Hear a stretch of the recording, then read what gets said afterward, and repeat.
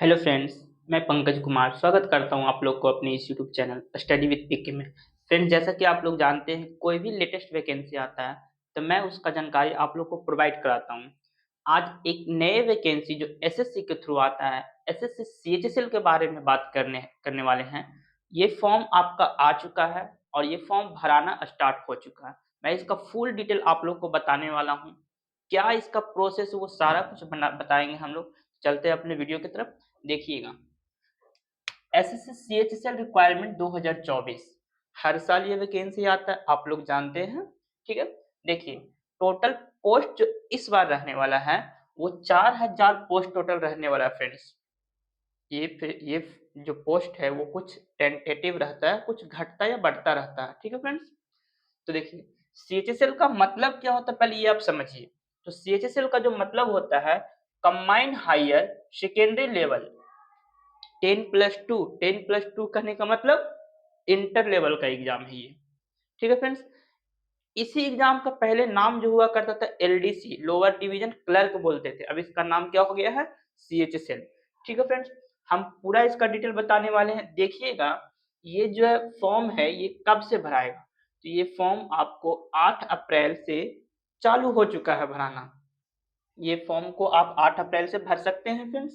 ठीक है, last date जो रहने वाला है ये 7/5/2024 तक लास्ट डेट है। कहने का मतलब 1 महीना टाइम रहता है फ्रेंड्स इस फॉर्म को भरने के लिए। देखिए हर साल ये फॉर्म आता है, हर साल 1 महीना का टाइम दिया जाता है फॉर्म को भरने के लिए। ठीक है फ्रेंड्स, अब वो देखिएगा कि यहाँ पे ये जो है ये किस एज के बच्चे अप्लाई कर सकते हैं। तो उन बच्चों के लिए है जो बच्चा 18 साल जिनका हो चुका है और इंटर फाइनल कर चुके हैं। अभी इंटर में पढ़ रहे हैं उनके लिए नहीं है। जो इंटर फाइनल कर चुके हैं, चाहे वो कोई भी स्ट्रीम से हो, आर्ट्स से हो, कॉमर्स से हो या फिर साइंस से हो, वो इस फॉर्म को भर सकते हैं। ठीक है, एज जो मांगा गया है कि आप 18 से 27 साल तक इस फॉर्म को आप अप्लाई कर सकते हैं। देखिएगा इसमें जो एप्लीकेशन फी रहता है, एप्लीकेशन फी की बात करते हैं तो एप्लीकेशन फी यदि ओबीसी से कोई बच्चा है या फिर जनरल से है या फिर ईडब्ल्यूएस से है, तब उसका जो फी लगता है वो 100 रुपया। अदर कास्ट के लिए, कहने का मतलब एससी से कोई है या फिर एसटी से है, तो उसको फी जो लगता है वो 0 रुपया, पैसा उसको नहीं लगता इस फॉर्म को भरने के लिए। ठीक है फ्रेंड्स, तो देखिए क्वालिफिकेशन जो मांगा गया है 12th पास आप हो, किसी भी स्ट्रीम से हो, किसी भी कॉलेज से हो, भारत सरकार से उसका मान्यता प्राप्त कॉलेज हो, तो आप वहां से इसको 12th पास हैं तो आप इस फॉर्म को अप्लाई कर सकते हैं। आशा करते हैं कि यहाँ तक में आप लोगों को कोई डाउट ना होगा। ठीक है, देखिए इसमें जो 3 तरह के पोस्ट होते हैं, सीएचएसएल में जो टोटल पोस्ट होते हैं वो 3 तरह के होते हैं। 3 तरह के कौन-कौन पोस्ट होते हैं, एलडीसी होते हैं पहला, दूसरा जेएसए होते हैं और तीसरा क्या होता है डीईओ होता है। 3 तरह के पोस्ट रहते हैं। आप 12th किए हुए हैं तो आप तीनों को भरने के लिए एलिजिबल हैं, तीनों को भर सकते हैं, तीनों पोस्ट के लिए अप्लाई कर सकते हैं। ठीक है, देखिए एज में कुछ छूट भी दिया जाता है। एज रिलैक्सेशन की बात करते हैं तो एज में कुछ छूट दिया जाता है। यदि ओबीसी कैटेगरी वाला अप्लाई करता है तो 27 साल तो सबके लिए है ही कि वो 27 साल तक फॉर्म को भरेगा, पर एक्स्ट्रा ओबीसी वाले को लिए 3 साल प्रेफरेंस दिया जाता है, 3 साल का छूट दिया जाता है। तो 30 साल तक ओबीसी के बच्चे फॉर्म भर सकते हैं। ठीक है फ्रेंड्स, एससी एसटी के लिए भी तो 27 साल है ही, पर एससी एसटी वाले को जो एज में छूट मिलता है हर जॉब के तरह इसमें भी 5 साल का। तो एससी एसटी के लिए कितना, वो 32 साल तक इस फॉर्म को भर सकते हैं। ठीक है, पीडब्ल्यू से है, यदि कोई बच्चा विकलांग है तो वो इस फॉर्म को 37 साल की उम्र तक भर सकते हैं। जनरली जो उम्र होता है वो 37 साल की उम्र तक पीडब्ल्यू वाले भर सकते हैं, पर वैसे बच्चे जो पीडब्ल्यू होने के साथ साथ यदि ओबीसी में आते हैं तो वो 40 साल तक इस फॉर्म को भरेंगे। ठीक है, एससी एसटी में आते हैं विकलांग होने के साथ साथ तो वो 42 साल तक इस फॉर्म को फ्रेंड्स भर सकते हैं। आशा करते हैं कि जो इतना जो जो मेन आपका जो डेट था वो हम आप लोग को क्लियर कर चुके हैं। अब हम जो चलने वाले हैं कि इसका सिलेक्शन प्रोसेस क्या है, क्या करिए कि आपका भी सिलेक्शन हो सके, इसमें आपका भी एक पोस्ट पक्का हो सके। तो हम ये पूरा बताएंगे सिलेक्शन प्रोसेस, टीयर 1 में क्या एग्जाम होता है, टीयर 2 में क्या एग्जाम होता है, ये पूरा डिटेल बताने वाले हैं। देखिएगा सिलेक्शन प्रोसेस की बात करते हैं तो सबसे पहले टियर 1 होगा, जिसको हम लोग क्या बोलते हैं, प्रीलिम्स, जिसको हम लोग क्या बोलते हैं, प्रीलिम्स का एग्जाम बोलते हैं। ठीक है फ्रेंड्स, उसके बाद जैसे ही आप टियर 1 क्वालिफाई करते हैं, देखिए टियर 1 जो होता है क्वालिफाइंग नेचर का एग्जाम होता है, पास मार्क्स का एग्जाम होता है टियर 1। जैसे ही आप टियर 2 एग्जाम पास करते हैं, 1 पास करते हैं, तो आप टियर 2 के लिए बुलाया जाएगा, आपको मेंस के लिए बुलाया जाएगा। ठीक है, टियर 1 में क्या होता है कि टियर 1 में एक कट ऑफ निर्धारित होता है, उस कट ऑफ को आप पार करिएगा तब आप टियर 2 के एग्जाम में बैठ पाइएगा। ठीक है, टियर 2 आप देते हैं तो उसके बाद स्किल टेस्ट होता है। स्किल टेस्ट करने का मतलब टाइपिंग टेस्ट होता है। जिस दिन आपका टाइपिंग टेस्ट होगा उसी दिन आपको उसी दिन आपको एक और टेस्ट होता है, कंप्यूटर टेस्ट, और ये दोनों जो होता है क्वालिफाइंग होता है। दोनों क्या होगा, क्वालिफाइंग होगा, उसमें सिर्फ आपको पास करना रहेगा। कंप्यूटर से 15 क्वेश्चन रहेंगे, उसको कुछ 8-7 क्वेश्चन भी बनाइएगा तो आप उसमें क्या हो जाएगा, क्वालिफाई हो जाएगा। वो हम आगे आप लोग को डिटेल बताएंगे। ठीक है फ्रेंड्स, चलते हैं टियर 1 की तरफ।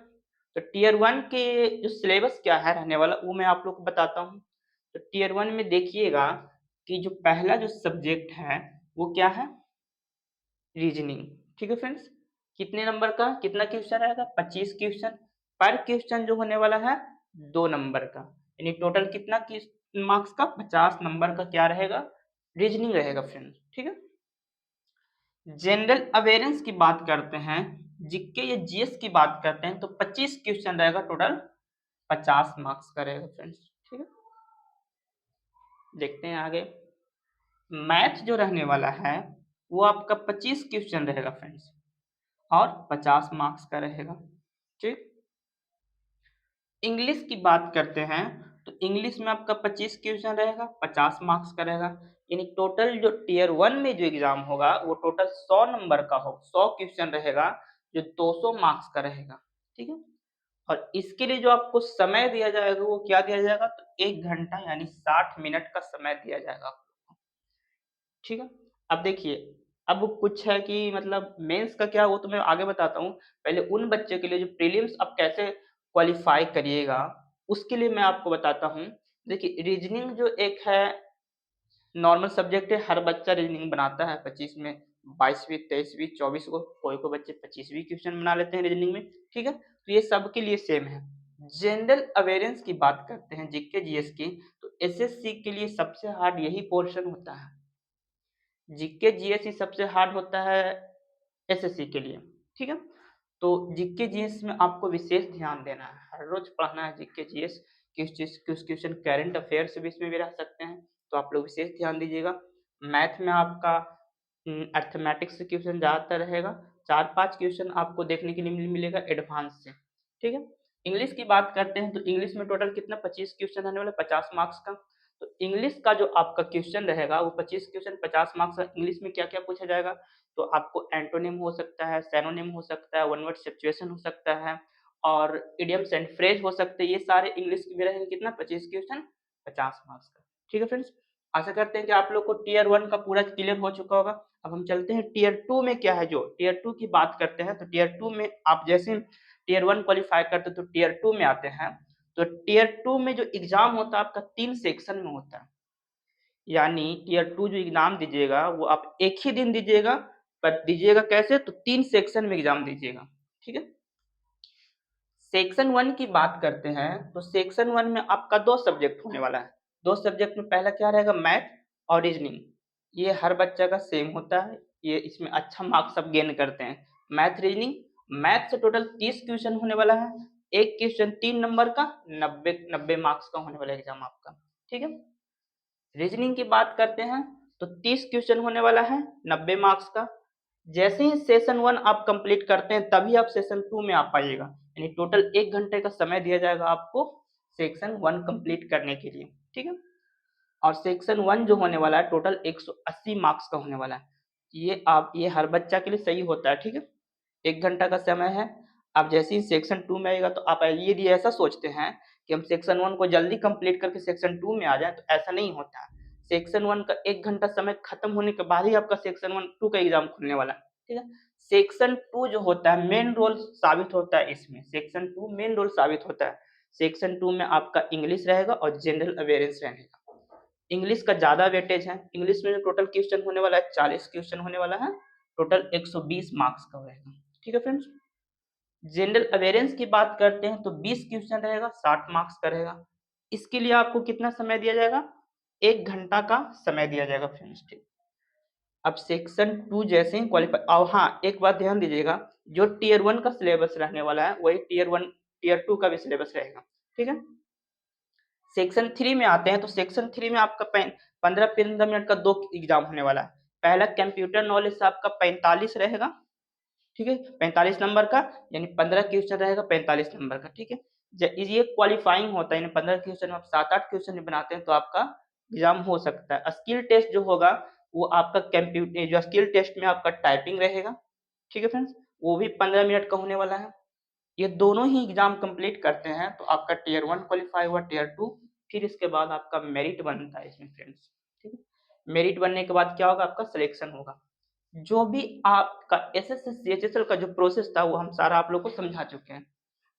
ठीक है फ्रेंड्स। अगर जो आपको और भी कोई डाउट रहता है तो आप कमेंट के माध्यम से हमें पूछ सकते हैं। आशा करते हैं कि आप लोग को वीडियो पसंद आया होगा, तो हमारे चैनल को लाइक करें और सब्सक्राइब करें। धन्यवाद फ्रेंड्स।